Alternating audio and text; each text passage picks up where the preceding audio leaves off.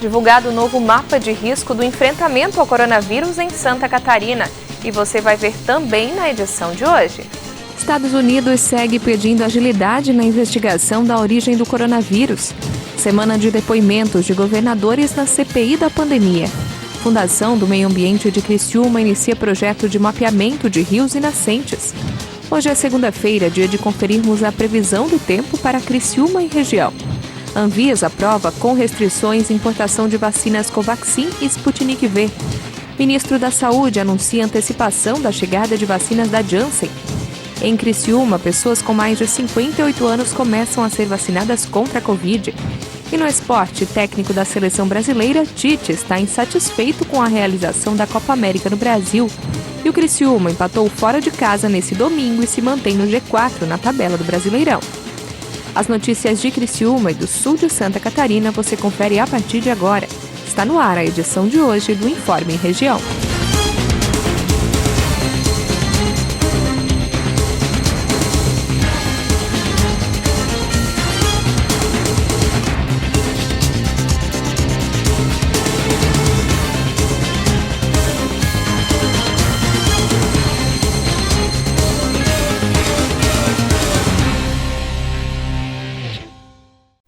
Hoje é segunda-feira, 7 de junho de 2021. Para você que acompanha a TV Primavera, uma boa tarde.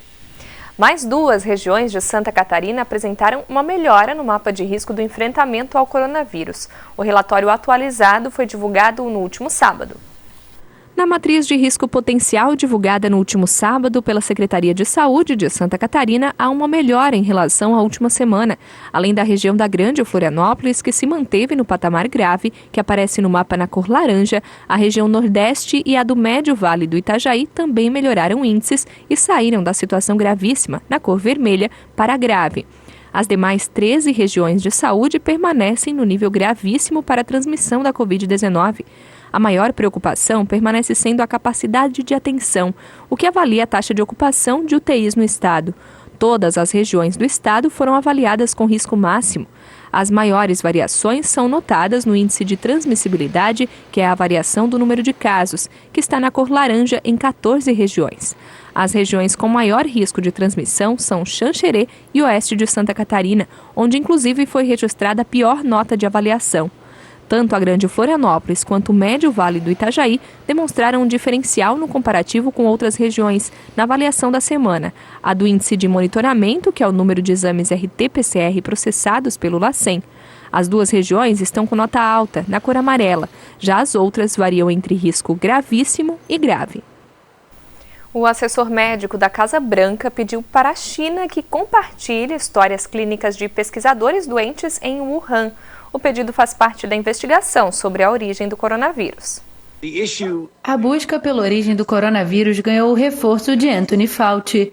O assessor médico da Casa Branca pediu à China para compartilhar as histórias clínicas de 9 pessoas que tiveram uma doença semelhante ao coronavírus antes do início da pandemia. Informações dizem que 6 mineradores ficaram doentes em 2012 e 3 pesquisadores do Instituto de Virologia de Wuhan foram hospitalizados em novembro de 2019 com sintomas compatíveis com a Covid-19.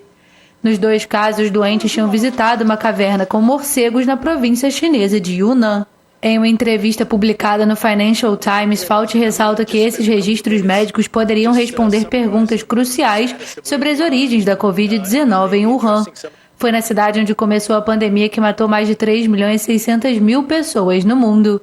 Fauci afirmou que é totalmente concebível que a origem da Covid esteja nessa caverna, visitada pela equipe de especialistas e que tenha começado a se espalhar naturalmente ou passado pelo laboratório. Em maio, ele afirmou que, embora muitos cientistas acreditem que é mais provável que o vírus seja um evento natural, não há 100% de certeza. A China tenta ferozmente descartar a hipótese do laboratório. Pequim acusa Washington de espalhar teorias da conspiração e negou informações sobre a hospitalização de pesquisadores em Wuhan publicadas pela imprensa americana. A tese da origem natural é considerada a mais provável por um estudo conjunto de especialistas da Organização Mundial da Saúde e chineses que visitaram Wuhan no início deste ano. De acordo com a teoria, o vírus apareceu em morcegos antes de ser transmitido aos humanos, provavelmente via outro animal. Ações dos governos estaduais no combate à Covid-19 serão a tônica dessa semana na CPI da pandemia. Vamos acompanhar na reportagem da Rede de Notícias Regional.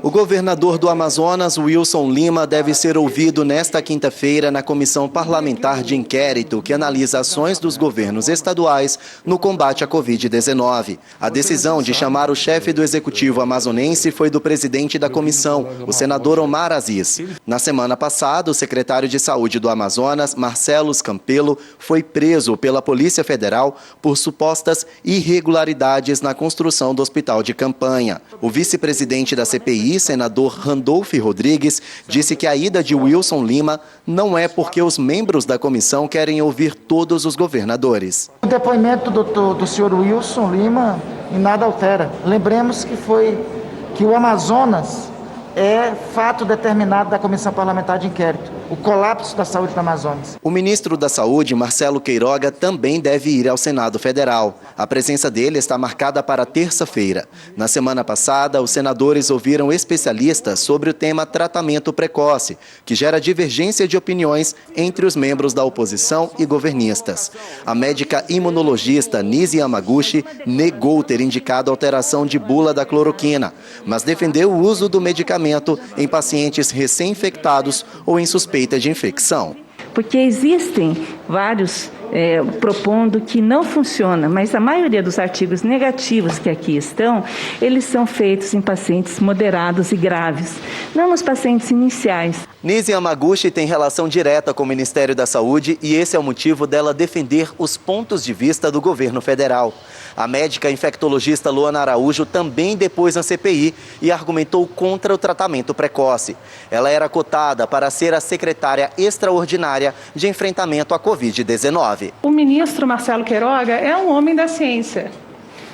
Todos nós somos absolutamente a favor de uma terapia precoce que exista. Quando ela não existe, ela não pode se tornar uma política de saúde pública. Mas a pergunta foi, conversou em algum momento? Não conversou, discutiu sobre esse assunto? Isso nem foi um assunto, senador.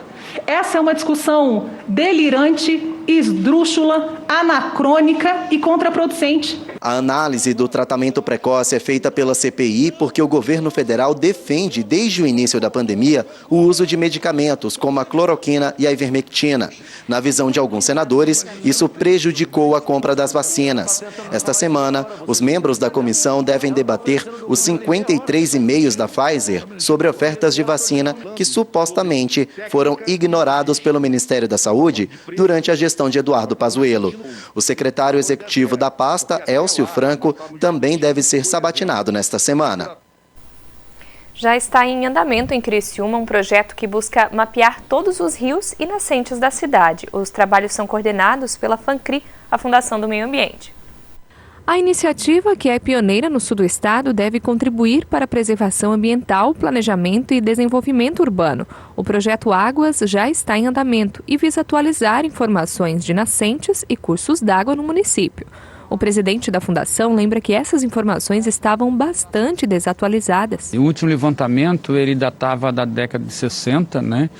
Então, naquele tempo, se tinha poucas condições técnicas, né, de se fazer um trabalho de qualidade e apurar efetivamente o que estava ocorrendo. O mapeamento já começou a ser realizado e conta com serviços técnicos, equipamentos e colaboradores da própria fundação.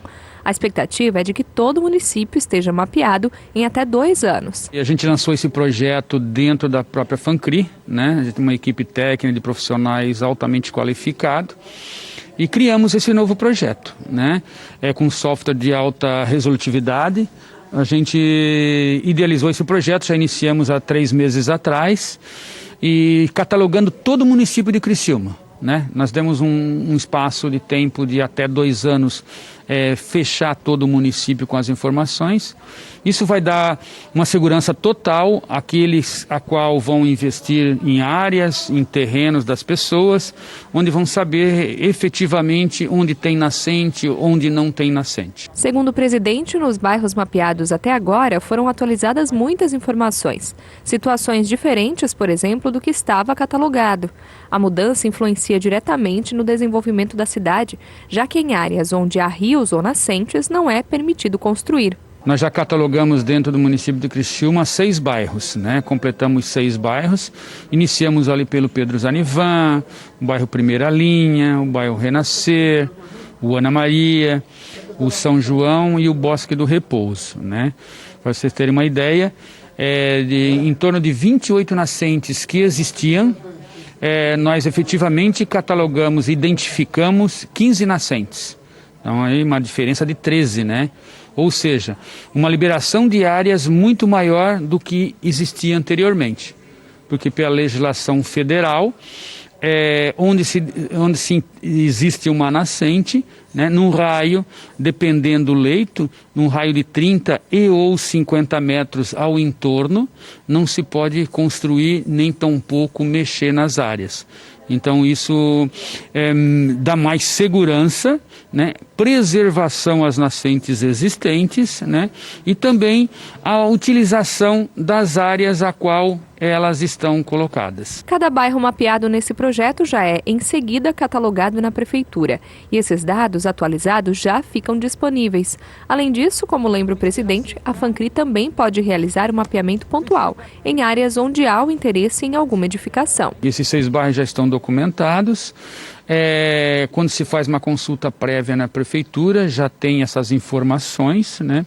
E aqueles o qual tem alguma dúvida, essas a gente faz um levantamento de licenciamento para catalogar. E a gente dá prioridade, evidente que a gente tem de fechar o município por bairros ao entorno de onde iniciamos, mas em termos esporádicos a gente faz pontuação em loteamentos, em áreas que têm necessidade mais urgentes e dúvidas, né, sobre a existência ou não de nascentes. Aí nós deslocamos uma equipe para efetivar esse trabalho da segurança e saber aquilo que está acontecendo. A seguir, em Criciúma, a vacinação contra a Covid-19 começa a ser ampliada por faixa etária.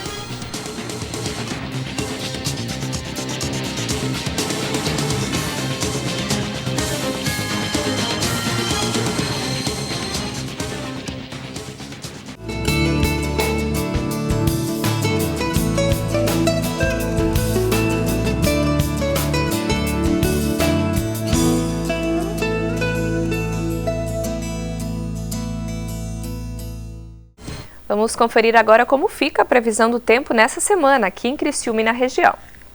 Amanhã, terça-feira, deve chover durante todo o dia e à noite. A temperatura mínima será de 14 graus e a máxima de 23 graus. Na quarta-feira, dia 9, o dia será de sol com muitas nuvens. Haverá períodos de céu nublado e chuva a qualquer hora. A temperatura mínima será de 13 graus e a máxima de 24 graus. Na quinta-feira, dia 10, o dia amanhecerá com céu nublado e há possibilidade de chuva fraca pela manhã. À tarde, o sol aparece e pode haver pancadas de chuva no fim da tarde e à noite. Os termômetros devem marcar temperatura mínima de 12 graus e máxima de 23. E na sexta-feira, dia 11, o dia será de sol e algumas nuvens. Pela manhã, há possibilidade de chuva. Durante a tarde, as nuvens diminuem e à noite o céu fica com pouca nebulosidade. A temperatura mínima será de 11 graus e a máxima de 24 graus. Vamos falar de vacina. A diretoria colegiada da Agência Nacional de Vigilância Sanitária, Anvisa, autorizou na última sexta-feira a importação temporária e excepcional da vacina Sputnik V da Rússia e da vacina Covaxin da Índia, mas com restrições para o uso dos imunizantes aqui no país. A avaliação da Sputnik V começou em abril, depois que o Supremo Tribunal Federal determinou que o colegiado da Anvisa desse uma palavra final. Mas o imunizante foi rejeitado, com o argumento de falta de documentos pedidos para esclarecer tanto a eficácia como o método de produção. Nesta sexta-feira, a justificativa para a aprovação foi a de que a União Química, que é a representante da Sputnik no Brasil, e o Fundo Soberano Russo, que financia o projeto, apresentaram muitas informações suficientes para o aval da agência brasileira. No caso da indiana Covaxin, a avaliação era mais esperada, porque o laboratório responsável já obteve da Anvisa autorização para fazer testes com humanos no Brasil. A expectativa é que comecem ainda este mês. depois que forem concluídas as inscrições para cerca de 4.500 voluntários. Por enquanto, tudo será importado. E o ministro da Saúde, Marcelo Queiroga, afirmou que o governo conseguiu antecipar a entrega de 3 milhões de doses da vacina da Janssen para esse mês. As remessas estavam previstas para chegar no país só no segundo semestre. Nós já tínhamos acertado com a Janssen 38 milhões de doses da vacina, né? Mas conseguimos antecipar 3 milhões. Chega no mês de junho? Vai chegar agora no mês de junho. A principal característica dessa vacina é que ela é dose única, né?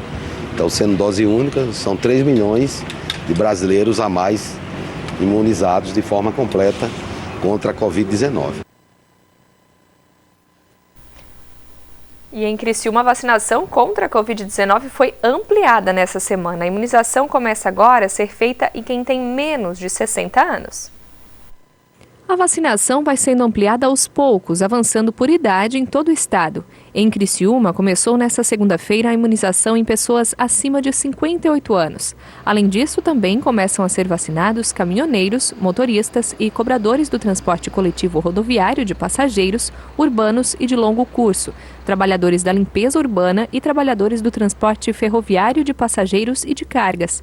Para fazer a vacina, é necessário estar cadastrado na plataforma Minha Vacina, com todos os documentos necessários devidamente anexados. O cadastro pode ser feito no site minhavacina.criciúma.sc.gov.br. A Secretaria de Saúde do município lembra que, além desses novos grupos, a vacinação segue sendo feita em professores de todos os níveis, pessoas acima de 18 anos com comorbidades, com doença renal crônica em diálise, transplantados de órgãos sólidos ou medula óssea, gestantes e puérperas com comorbidades, deficientes permanentes, forças de segurança e salvamento e funcionários do sistema prisional. A seguir a gente fala de esporte. Com um empate fora de casa, o Tigre se mantém no G4 na tabela do Brasileirão.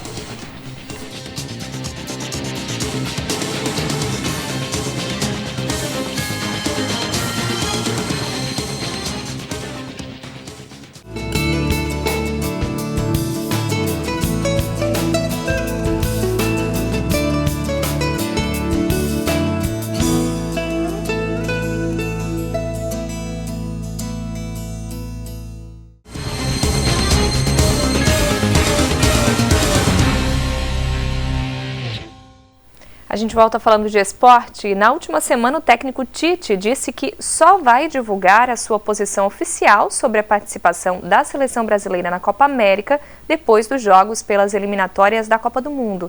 Na sexta-feira a seleção entrou em campo contra o Equador e joga nesta terça-feira contra o Paraguai. Mesmo com a proibição de torcida nos estádios, o desafio de manter o isolamento social dos jogadores já ficou claro logo na chegada ao hotel em Porto Alegre. Alguns torcedores conseguiram driblar a segurança e agarraram o Neymar. O jogador foi derrubado e ainda perdeu um pé de tênis.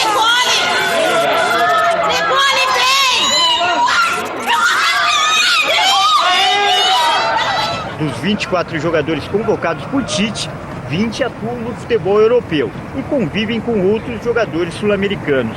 A participação na Copa América estaria sendo debatida também com os atletas das outras seleções. O atacante Agüero e o técnico Lionel Scaloni, da seleção argentina, já manifestaram publicamente a preocupação com a realização do torneio. A abertura da competição está marcada para o dia 13, com o jogo entre Brasil e Venezuela em Brasília.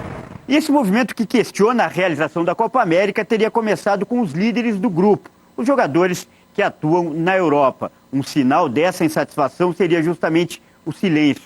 Todas as entrevistas coletivas que estavam agendadas antes da partida contra a Venezuela foram canceladas. O volante Casimiro, inclusive, que é o capitão da equipe, deveria estar ao lado de Tite na última entrevista, mas não compareceu. Boa noite. O técnico Tite foi o porta-voz do elenco. O treinador brasileiro contou durante a coletiva de imprensa que se reuniu com os jogadores para discutir a participação da seleção brasileira na Copa América. Em seguida, o assunto foi debatido com o presidente da CBF, Rogério Caboclo. Mas a posição oficial só será anunciada depois dos 2 jogos das eliminatórias da Copa do Mundo. No término dessa data FIFA, se não no término, em algum momento, as situações elas vão ficar claras da nossa posição. Tivemos lealdade, conduzimos ao presidente no primeiro aspecto, e depois ele publicamente vai ser externado, e eu tenho o meu compromisso de, terminou esses 2 jogos, eu externar publicamente a minha posição. E agora vamos falar de Criciúma. O Tigre até tentou, mas não conseguiu balançar as redes nesse domingo. A partida contra o São José, no Rio Grande do Sul, válida pela segunda rodada da Série C do Campeonato Brasileiro, terminou empatada em 0-0. O time da casa começou pressionando. Logo aos 2 minutos chegou perto de marcar, mas o goleiro Gustavo salvou. Aos 14 minutos, Alessandro Vinícius cobrou falta com força em direção ao gol do Tigre. A bola saiu perto da meta defendida por Gustavo. O Tigre seguiu se movimentando bastante. O São José só voltou a chegar com perigo aos 33 minutos. No rebote, Alessandro Vinícius solta a pancada, mas a bola desviou e foi para a linha de fundo. O Tigre respondeu 3 minutos mais tarde. Aos 36, Claudinho fez boa jogada e encontrou Luiz Paulo dentro da área. O atacante do Tigre dominou, girou e bateu. Fábio Rampes palmou. Aos 38, mais uma chance para o tricolor carvoeiro. Dudu Figueiredo chutou de longe, mas o goleiro Fábio Rampes salvou. Na sobra, sem marcação, Luiz Paulo pegou o rebote, mas mandou para longe da rede. Na segunda etapa, as melhores oportunidades, ainda que discretas, continuaram sendo do Criciúma. O São José chegou poucas vezes ao gol. Boa chance aos 16 minutos. Bruno Mota aproveitou o cruzamento da esquerda e cabeceou no canto direito do Tigre, mas Gustavo fez a defesa. Fim de jogo 0-0 no estádio Francisco Noveleto, em Porto Alegre. Devagarzinho, daqui a pouco a bola entra, o importante mesmo é ajustar a equipe, fazer eles entender. E eu gostei muito assim, da parte de competir, né? Hoje a gente competiu, hoje foi um Criciúma bem aguerrido. O técnico Paulo Baier falou também sobre as condições do gramado e a mudança que isso trouxe em campo. No estádio Francisco Noveleto, a grama é sintética. A postura a gente veio preparado para jogar, mas aí dentro de uma circunstância do gramado, que não tem assim, a gente não está adaptado a isso aí, é só na base e aí do chutão. Então a gente optou por isso, né, para ter uma situação segura, para não cometer erros. Então a gente somou um ponto muito importante, porque São José vai tirar muito ponto de gente aqui dentro. E a gente sempre está somando, é muito bom, né? Apesar de não sair do 0-0, o resultado é favorável para o Tigre, que permanece no G4 do Grupo B, com 4 pontos conquistados, em 4º lugar na tabela de classificação. Agora o tricolor carvoeiro volta a concentrar suas atenções para a Copa do Brasil. O duelo de volta contra o América Mineiro vai ser disputado nesta quarta-feira no Heriberto Wilson. Pelo Brasileirão, o próximo compromisso, também no Majestoso, é no próximo domingo contra o Ipiranga. O Informe Região vai ficando por aqui. Continue acompanhando a nossa programação e fique com a gente também nas nossas redes sociais. Nosso Facebook é o facebook.com/TV Primavera e o Instagram, @TV Primavera. Uma boa tarde para você e até amanhã.